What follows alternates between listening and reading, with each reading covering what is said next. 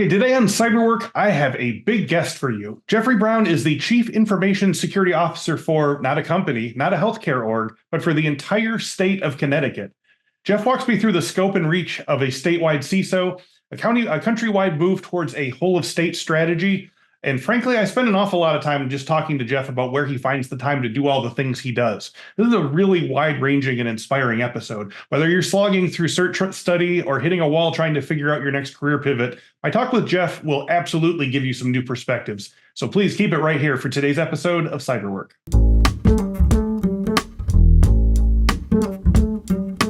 Hello and welcome to this week's episode of the Cyberwork podcast. My guests are a cross-section of cybersecurity industry thought leaders, and our goal is to help you learn about cybersecurity trends, the way those trends affect the work of Infosec professionals, and leave you with some tips and advice for breaking in or moving up the ladder in the cybersecurity industry. I got a really cool guest today. As a cybersecurity executive with over 28 years of experience, Jeffrey Brown's mission is to align cybersecurity strategies with business goals.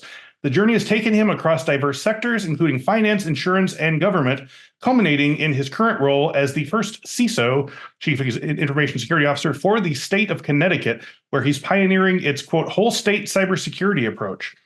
Jeff's experience lies in understanding complex business needs and delivering tailored cybersecurity solutions that balance both the risk and the opportunity.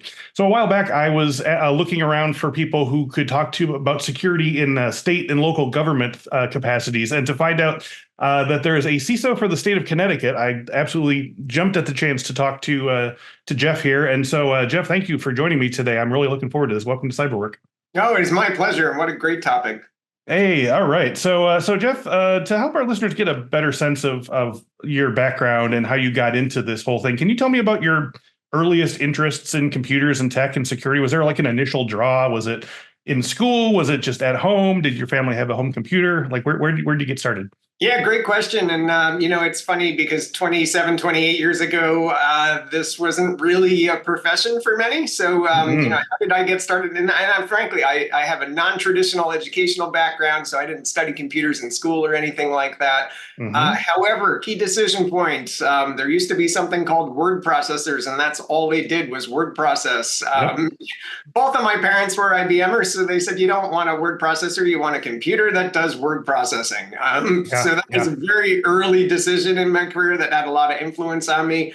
I think back when you're a kid, you want to be a writer or something when you grow up, and it turns out later on I did that. But when you don't really have that kind of experience, it's real easy to just sit down with a computer and just start messing around with it. And you're starting with a blank page, you don't really feel like reading, and then you just start learning the computer. You get in trouble, and you have to figure it out and how to fix it, etc.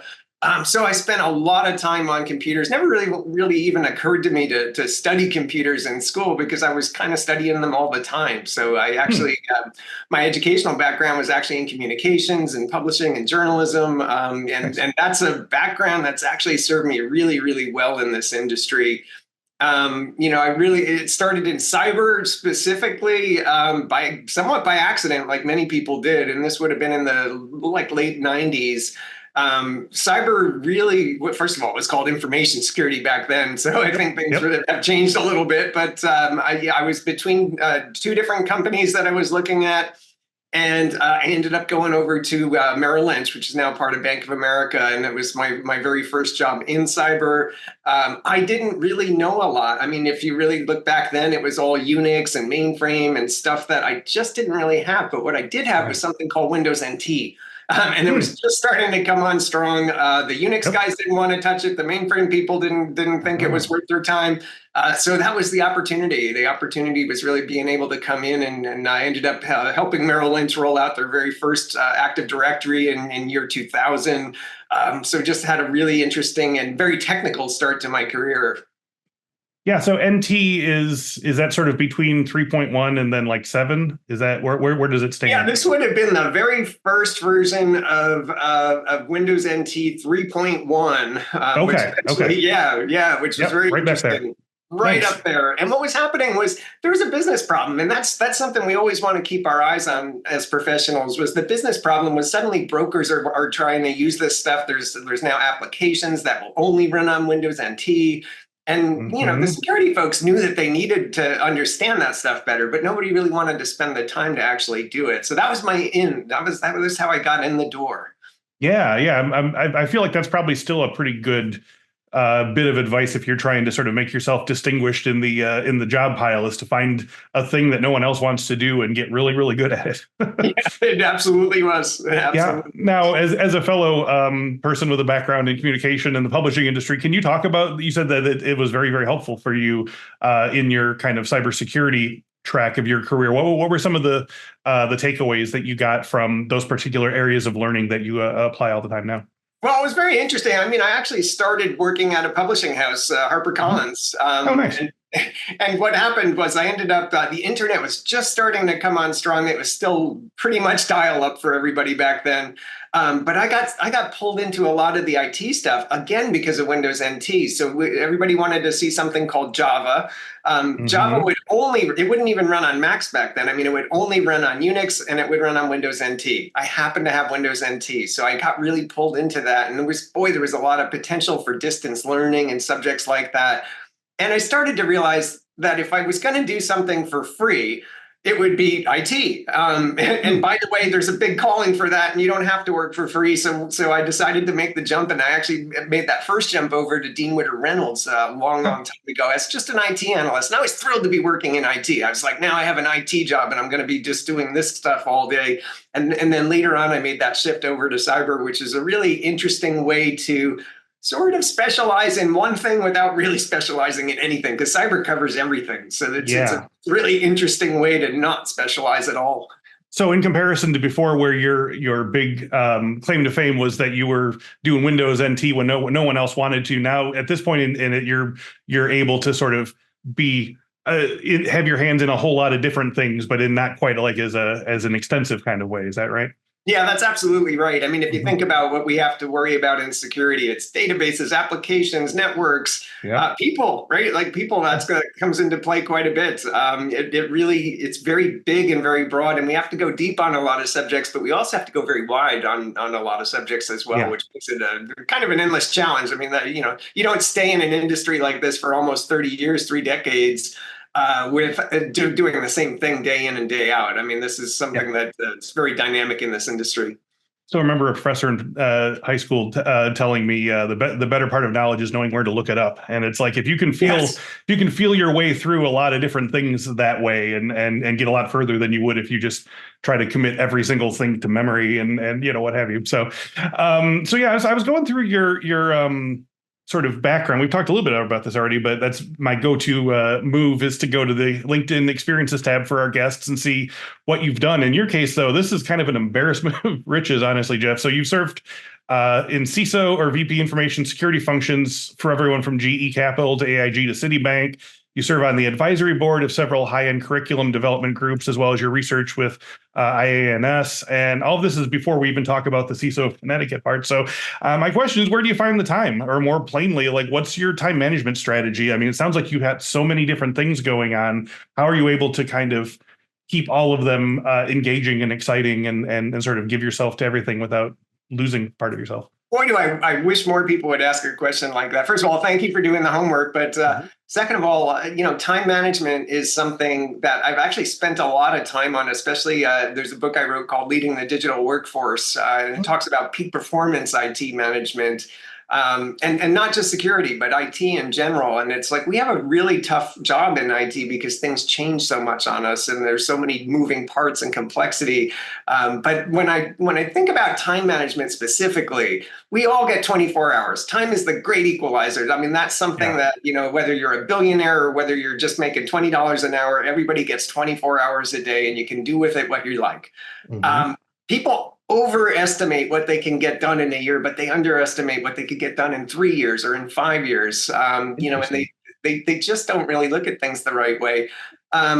One of the things is just understanding what some of your goals actually are. So I'll give you an example. I have sort of Please. a process. I always have three for the year, three big ones for the year, three big goals. Then I have 3 for the month. Then I have 3 for the week. Then I have 3 for today. Like, what are your big 3? And I'm starting to learn even now, even this late in the game, that it's like, well, what's the number one? Like, if you're going to get through today and call it a win, what's the one thing that has to be done by the end of the day? And make sure you're working on that stuff. And you really can't. You really can't trust your brain on this kind of stuff, because you open up email, you get sucked into things, like incidents can happen, all kinds of stuff can get you distracted. So having some sort of system where, every time I get up out of my desk, I have an idea of like, this is what you were working on, here's where we left off, and now I can come back and it doesn't take me 20 minutes to just reorient myself. I know exactly where I was and I can pick up right where I was. When we talk about things, because on top of this, I've been writing books and stuff too, right? There's a couple ways to do that. One with the communication book that I wrote, it was cramming, and it was, I felt like I was working a day job, and then I would cram all weekend and try to catch up with writing, catch up in quotes, right? What I learned was that that's not a great way to do things, but what is a great way to do things is just write for like even half an hour a day, every day. And whether it's quality or not, you showed up, you did the work, now you have a process, and you'd be surprised at how much you can get done just doing like even 30 minutes a day, every day, even 10 minutes, show up for 5 minutes, just write anything and keep things moving. And that applies to whether you're studying for an exam or a certification, no matter what you're doing, no matter what goals that you're that you're following, make sure that you have a process. So, sleep in your gym shorts so that you're ready to go work out in the morning. Stuff to just make it easy, remove the friction. Right. That way you don't have to kind of talk yourself into it. People have to. People say, like, where do you get motivation, or how do you get motivation to do things? I don't. I try to just facilitate processes that make it easy. Yeah. It's so much easier to, it's the law of entropy. It's easier to keep something in motion than it is to like push it into motion endlessly like that. Like once it's already moving, you just keep it moving. And absolutely. Yeah, my wife's a writer as well, and she analogizes. She has that same thing about a couple minutes every day, but she analogizes it to like turning on like a bathtub. Like the water's cold for a while and you feel like, oh, this is never going to get warm. But like if you just turn it off and forget about it for a week, like next time you turn it on, it's going to be cold again. But if you just let it go every single day, you're going to have a warm bath soon enough, and it's going to feel more natural and whatever. So I don't know, that's a little abstract perhaps, but yeah, no, it's absolutely true. And as someone who's working on a cert study right now, I think you really do have to keep in mind that it's better to do 15 minutes a day than 3 hours every 2 weeks or whatever. Exactly. And also eliminate distractions. We all have our kryptonite, right? Whether it's you're watching YouTube videos or Netflix or stuff like that. The whole world's a rabbit hole these days. Yeah. It's just a series of rabbit holes. Our attention span is pulled in so many different directions. So, when I do writing as an example, I have notifications off. I put the phone away. Sometimes I even revert to pencil and paper just because it's distraction free. I can really focus on one thing. And you'd be amazed that like if you just even take an hour of dedicated time, no distractions, you would be amazed at how much progress you can make even in just an hour. Yeah, some book I read, I think it was one of those habit books, but they said that like the 30 seconds of panic that you have when you start to do a project is so chemical that it like within 45 seconds it washes out of you and goes away. Like it's so many people get stopped on that 30 seconds of panic of like starting something new. But if you know enough that like this always goes away very quickly, and then you get into flow, in a few minutes, like it's just easier to keep doing that every single day. So I think, it's funny because neuroscience is kind of interesting in this space too. But when we have big lofty goals, like write a book, that's not helpful. What you really need to do is break that down into very little tiny things, right? My goal is to write every day. Yeah, exactly. Yeah, or my goal is to pick a subject, right? I'm going to, start by picking a subject and then maybe start with an outline. And that's just a lot more concrete than write a book. Write a book is undoable. Yes, I agree. And similarly, studying for the CISSP sounds a lot more huge than if you like open that book every single day and look at it for 20 minutes or whatever.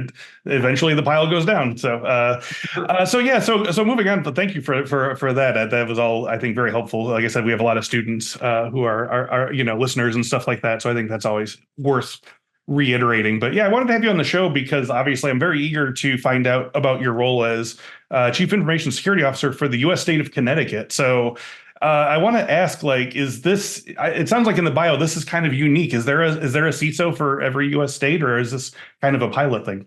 No, that's a great question. At this point, it's actually there are about I think 53 CISOs, and Okay, the three being Virgin Islands and places like that that are right. non-traditional states but U.S. territories.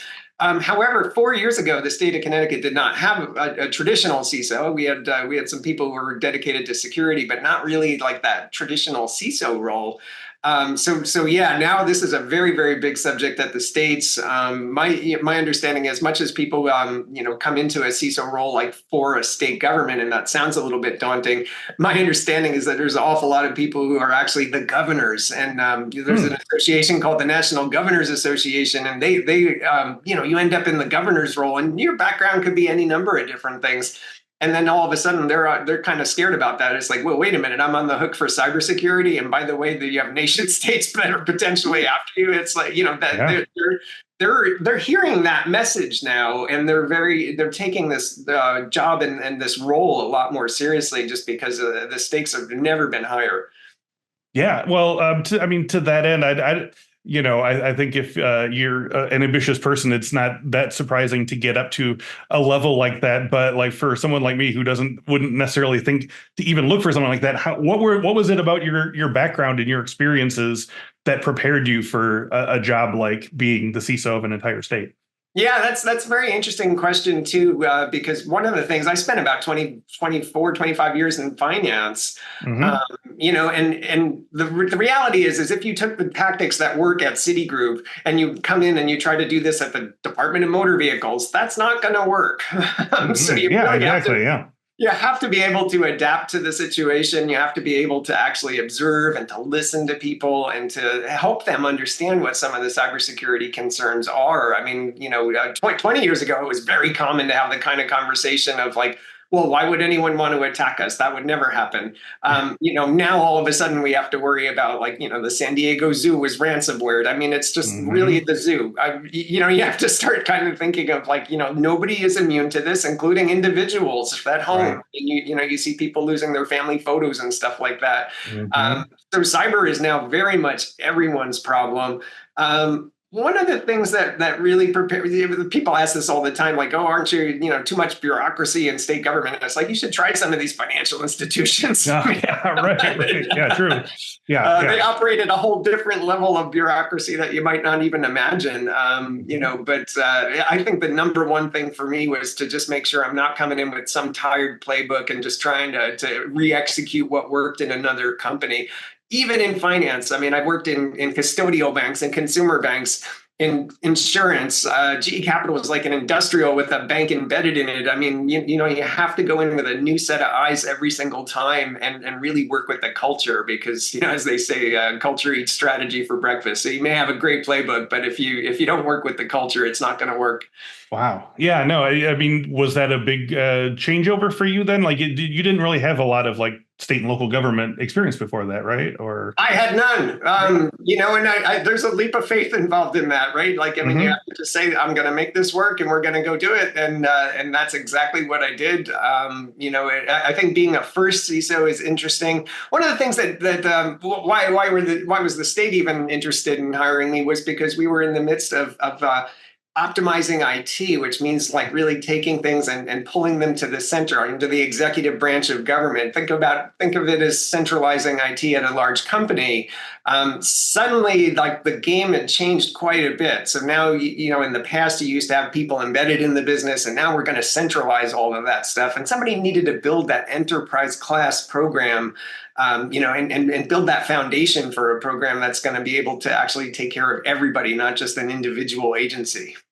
Yeah, no, that makes perfect sense, and yeah, like you said, you already understand large bureaucratic hierarchies very well, so that's certainly not the impediment. So, well, I want to sort of break apart your actual job role. We've sort of mentioned a little bit of it, and like I said, a lot of our listeners have kind of being CISO of a company in their sort of like wish list where they want to go or whatever, but it's usually for like an individual company or a branch of the government or the military. And so I think this might be kind of new for folks. So I guess like what does the CISO for a state actually do and or supervise? Like how big is your team? What's your reach? What is your sort of larger agenda?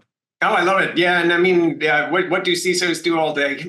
Yeah, right. So it's an interesting question because there's not really an industry definition. So I think even there's a saying in the state government where it's like, if you've seen one state, you've seen one state. Every single one of them is a little bit different. A lot of them have grown organically and people have done what they thought was right for their state. And what you'll find is that no two states are alike. There's some common themes and things like that, but they're not really two identical states, which is very interesting. We have a lot of, first of all, we have a huge network of, we all talk to each other. We've met many of our fellow compatriots in person at events. We have something called NASCIO, which is the National Association for State CIOs. So we actually meet up in person. We all have that lifeline, and I think that's really that's incredible in state government. You sort of have that a little bit in finance, but not to the extent, because at the end of the day, Citigroup and JP Morgan are competitors, and there's a little bit of friction there. I'm not in competition with Colorado or Florida. We can be very candid with each other. We can work together very closely. But in terms of just the day-to-day, you'll find a lot of stuff just like in a company. We have to do patching. We have to do third-party risk. We have all of this, all of the basic kind of stuff that you have to do. But that we also have to work a little bit harder because state government is very unique in that it's like being in every single industry. Right. We have financial services. We have Department of Revenue Services. We have the Department of Banking. We got that. That's great. We also have hospitals. We have a power plant. We have, we have healthcare. We have just all of this different stuff. And you have to really be able to work with the agencies because that's what puts security in context. Yes. And putting security in context is a lot more important than people give it credit for. People think like, oh, it's a vulnerability and you have to patch it. It's like, well, what is it a vulnerability on? What's the business impact, right? If something happened, what's that business impact? And being or even what's the path to get to that vulnerability? Sometimes there's just vulnerabilities that you're like, well, that's lower on my list because there's no real path in or out of it, No. And a lot of CISOs don't like hearing this, but in some cases it's like, this is some legacy system. We're transitioning off of it, but we can't do it right now. And you're just going to have to live with that vulnerability for a little bit. And then we have to start looking at how do we mitigate that? How do we put how do we manage the risk? And it's funny because 25 years ago in finance, we had to manage risk all the time, not only because financial services is a risk management function, but because we also, back then you just couldn't hire the people. There was no one to hire. Now you sort of fast forward, there's a lot more people, but the problem got a lot bigger. So now every industry needs somebody. I feel bad for some of the small, medium companies. They try to attract and retain these people. And it's sometimes even the price tag is a little bit too difficult. They end up with things like fractional CISOs and stuff like that, whereas they might be served better with full-time, but they can't afford it. And even if they could, they might not be able to find the right person. So it's a big challenge for a lot of people. Now, what is your sort of reach in terms of like having like a staff or a team? Like, do you sort of have people in sort of local municipalities or whatever that report to you, or do you sort of send down like directives or like, and also like, I guess my question is there any percentage of your work that also is about defending or improving the security of like the citizens of Connecticut, or is this mostly all about the kind of like government and infrastructure security? Yeah, not enough of it is about citizens, but let's talk about that a little bit. So, sure. Number one, the primary focus of this role is really the executive branch of government. So, when you look at government, it's also legislative and judicial, right? And they're separate by design. They're supposed to be separate from each other. Yeah. That said, so my team is, I have a great team of about 15, 20 people now. And boy, they're just, fantastic in the amount of work that they get done and just the way that we get things done too. And partnering with the business, that's been really incredible. In terms of our scope and our reach, we are just now starting this, what they call the whole of state strategy. And that's where there's some federal grants coming. That's new for pretty much all CISOs, all state CISOs, because usually the municipalities are largely independent, largely on their own. When the state comes and asks, hey, yeah, I'm from the state, I'm here to help, things like that. Right, right. You end up kind of not. Sometimes you get the cold shoulder. It sort of depends, but I mean, usually when we're there to say we're here to help with cyber, a lot of people will listen to that. Not too many people think, well, we've got that covered already. You don't hear that very much. So usually Right. people are quite open to that. We're in the midst right now of working through some of the grant process. So we do anticipate some centralized services in the state through something called Connecticut Education Network, or CEN. Where we'll be able to offer services across all municipalities. They already service a lot of the education in the state. So almost 100% of public schools, and let's say 95 or so percent of the private schools. So all of that traffic all flows through one place that we can actually protect centrally, which is a huge opportunity in Connecticut. And it's not like that in every state, but a few others. Yeah. And we're really looking to, again, make it easy. What will happen is that you may go into a municipality, maybe there's a head of IT, maybe not. There's Hmm. almost assuredly not a CISO. Yeah. A few do. The city of Norwalk's a good example. They have a CISO, but even some of our bigger cities do not have a dedicated cybersecurity person, and that's all that they do. So getting on their radar is sometimes very difficult. And what our job is to make it. Look, there's stuff available for you. It's easy to tap into, and you'd be crazy not to do it. That's how we try Right. to cage things.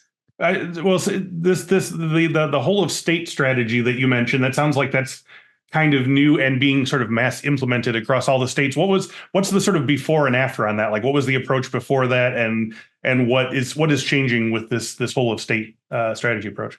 Yeah, unfortunately, the before approach was they were on their own. Mm. Very few states were doing anything. New York is an exception. I think they did an interesting deal with CrowdStrike, I guess it was, where they put Ah. aside some money and made it available. That's the kind of stuff everybody's trying to do right now. Is try to get some very specific things that are really going to move the needle, but that don't also dry up. Because one of the big challenges we have in government in general is that if we're going to pay for things by grant money, what can happen is, hey, there's an administration change or the grant runs dry. What you don't want to do is you don't want to say like, well, we're going to deploy all these security controls, and then if we run out of money, I guess we're going to tear them down. That's Hmm. not what we want. We want sustainable controls that really help move the needle. Very basic things: patching, multi-factor authentication, even third-party risk, things like that are just some of the just basic blocking and tackling kind of stuff. Right. The scarcity in some cases, I mean, it would be great if we had a blank check and we could do trillions of dollars, and that's fantastic.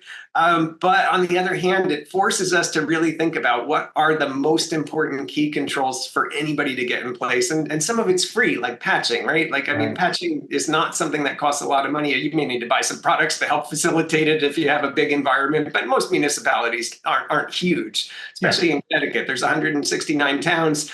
Some are bigger than others for sure, but most of them are not going to have to buy enterprise class tools to do patching and stuff like that. But Yes. patching is free.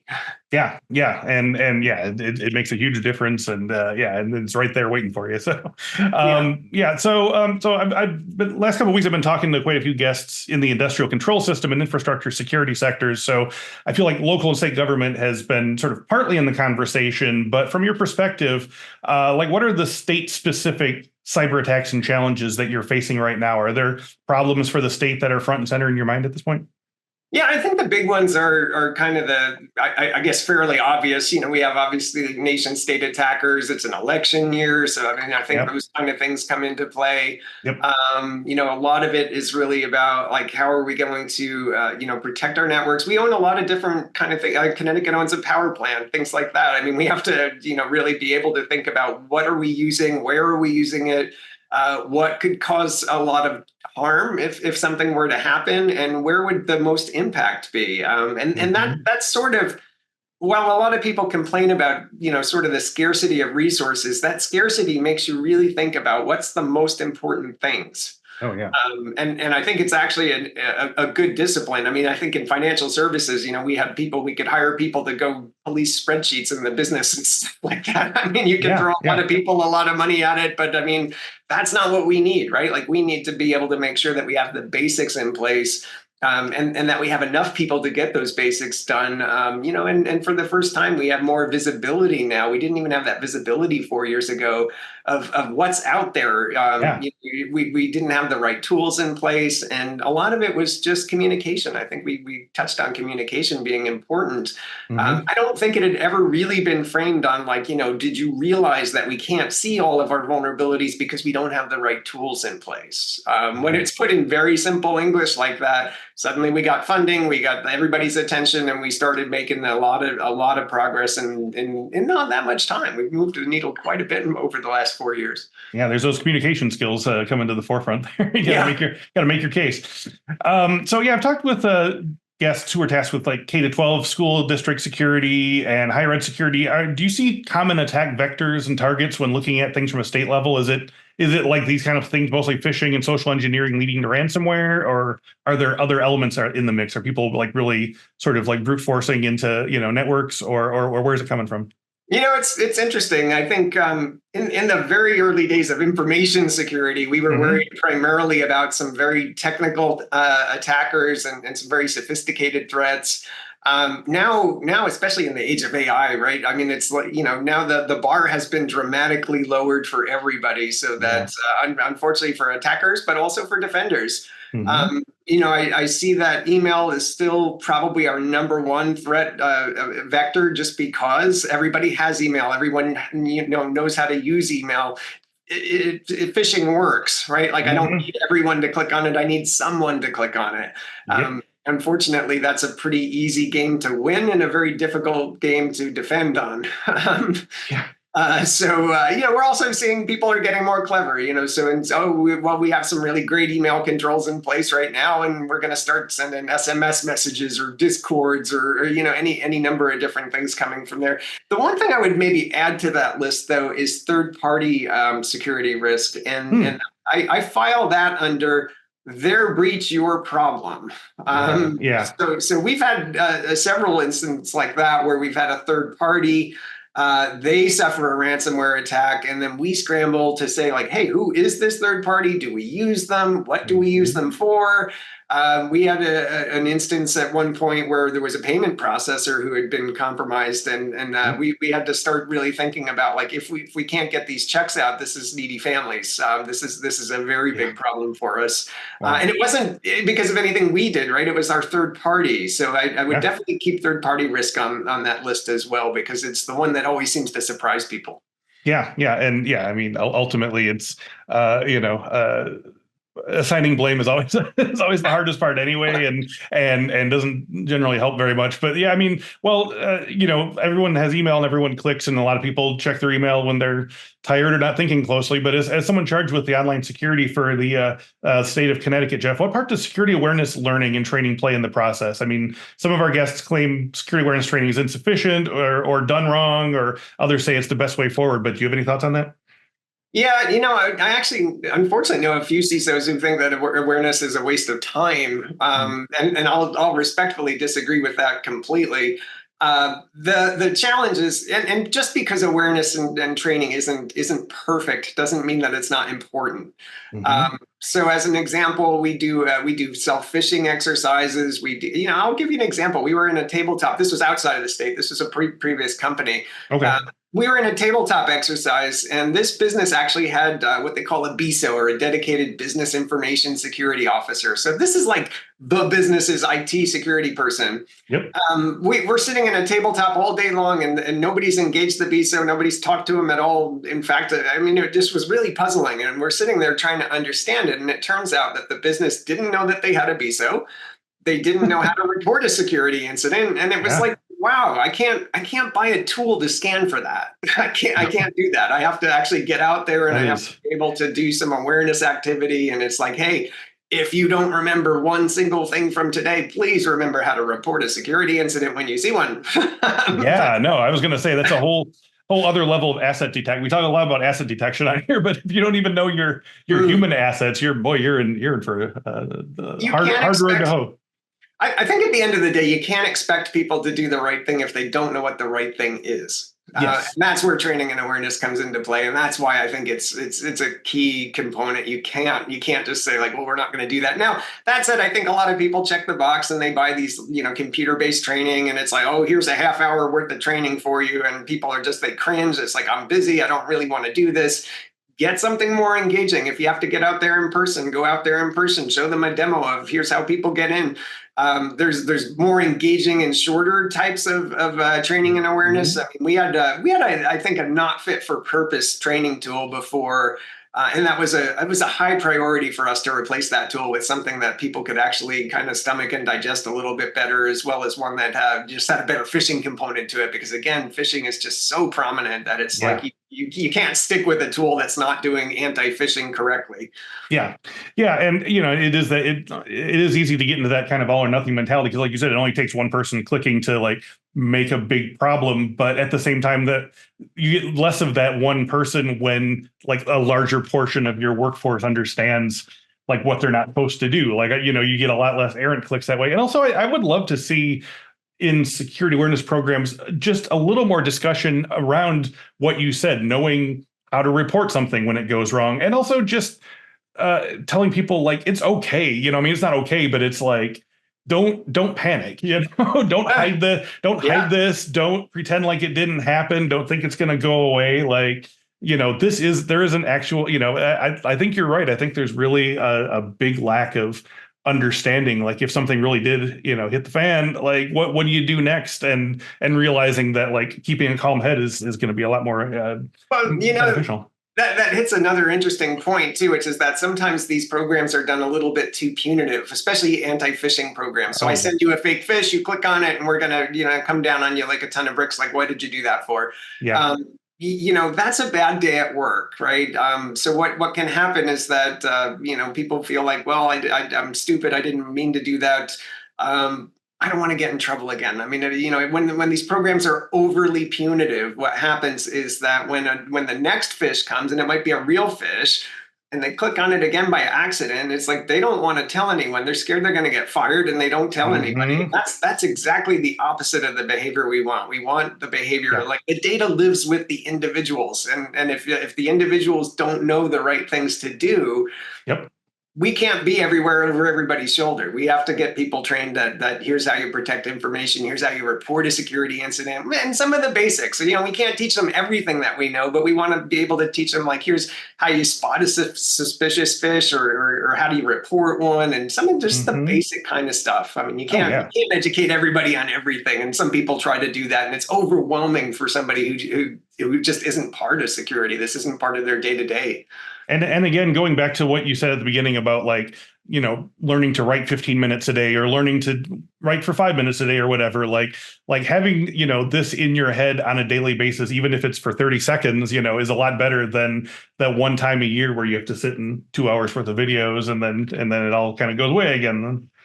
Sometimes it's annual training, and that's all it is. And people just want to get through it, and they fudge on the exams, and they keep clicking buttons until it just says you're finished. Yeah, right, exactly.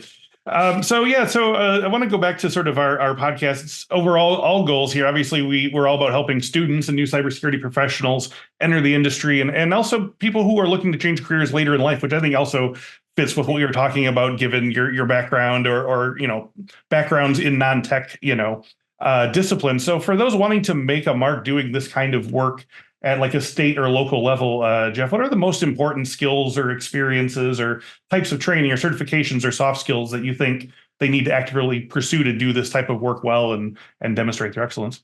Yeah, one I would say, and the most important one, is just a deep level of curiosity. I mean, one of the way I learned security was by just being just fascinated with it and very curious. I would spend my own money. I'd buy books. I'd buy magazines. I'd do everything I could to just kind of get immersed in it and just learn.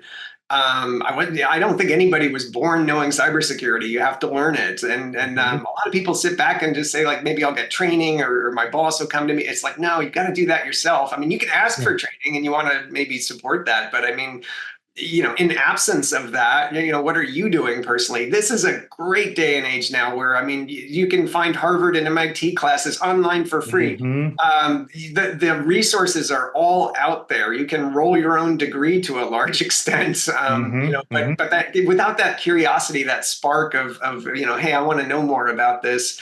You're just not going to have the engagement. This is a funny industry where it's, you may spend a lot of time learning something and have to throw it all away because this has changed and this is new and you're going to have to learn new things. Lifelong learning is definitely something we look for in our hires. As are soft skills. And I think that that's an important one. In fact, I think it's so important that both of my books kind of touch on the soft skills component, because you can't really, especially if you want to be a leader, you can't do that in a vacuum. You're going to have to work with peers. You're going to have to work with people who maybe don't support, we're trying to get all this security stuff done, but we have our job to do, and this stuff gets in our way, and you're going to have to be able to work with them and help them understand why is this important and how can I help you get this done.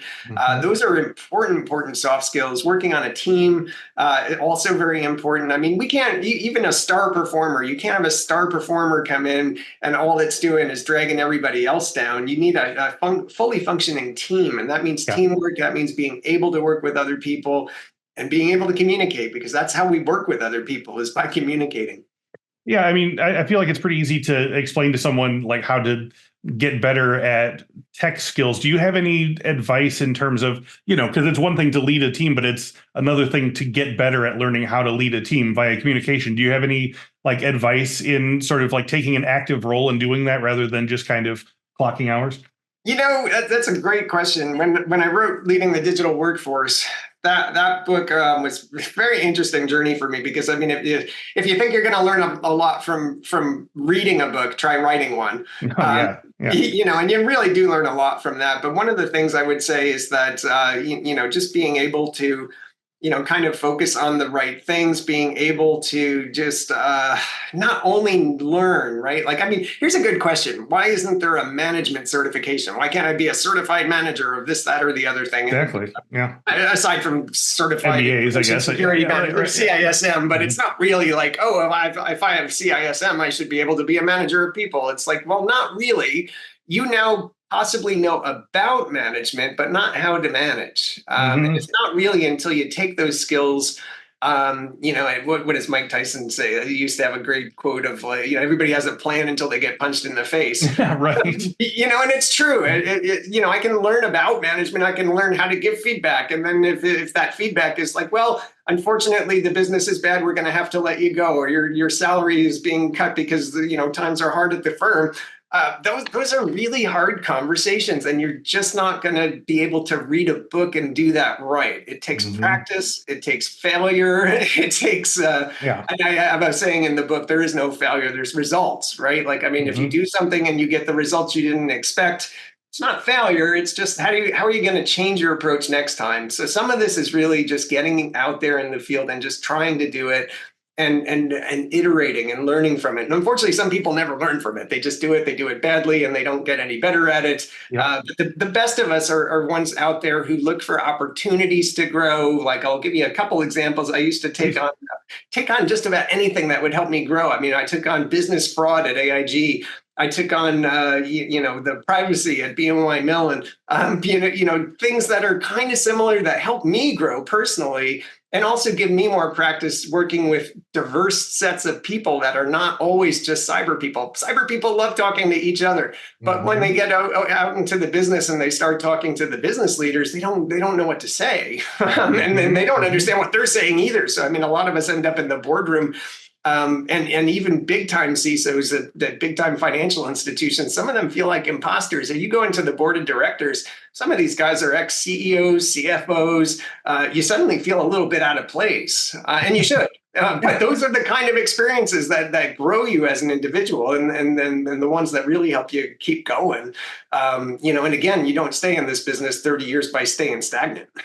Yeah. Now, going to your position here, can you talk about your favorite parts of the work that you do? Are there any aspects of what you do that makes you excited to keep pushing and learning? I mean, you seem like you're made out of 98% enthusiasm and 2% water anyway. But like what are your favorite parts of this? Like what's made it worth it to hit this particular spot? I love making a difference. I think that's probably the key one. In fact, there was a big shift in my career where I've been through interviews myself where it's like, things didn't go very well. And it was because I was so busy focused on me and look at what I've done. And instead of listening and hearing like, what are your problems? How can I help you? Really being able to shift things around so that nobody wants to hire you because you're just a superstar. They want to hire you to fix their problems. And the more that you can focus on, here's how I can come in and help you fix your problems. That's a great connection. People totally get that. And who doesn't want to hire that person, right? Yeah. No, absolutely. I mean, you always hear the sell me a pencil thing for salespeople, and no one ever thinks to ask, what do you need in a pencil? They just start talking about the color or the shape or the whatever, So yeah, that's all excellent advice. So you said that it's not as big a part of your job, but for listeners who might be citizens of Connecticut or, states in general, are there resources available to citizens that they should know about to improve their cyber hygiene that they might not know about now? Yeah, there sure are. I mean, I would always start with some of our federal partners spend an awful lot of time on this, and that might be the Cybersecurity and Infrastructure Security Agency, CISA.